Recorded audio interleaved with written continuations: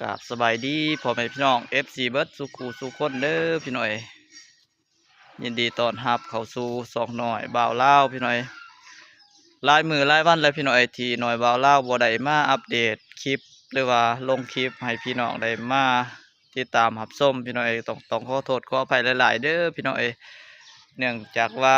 หน่อยบ่าวเล่าวก็ติดภาระพี่น้อยในการอันนี้และเฮ็ดบ้านหรือว่าสร้างบ้านพี่น้อยเฮ็ดหลังคาบ้านพี่น้อยก็เลยบ่ได้มาอัปเดต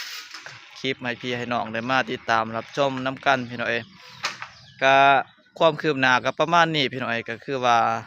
เฮ็ดหลังคาพี่น้อยก็ยังบ่ทันสำเร็จเสร็จสิ้นเทื่อพี่น้อยก็มื้อนี้สิได้มาสืบต่อพี่น้อยก็ค่อยเฮ็ดค่อยไปพี่น้อยก็คือว่ายังบ่ทันสำเร็จเสร็จสิ้นเทื่อตามสมัยพี่แหละ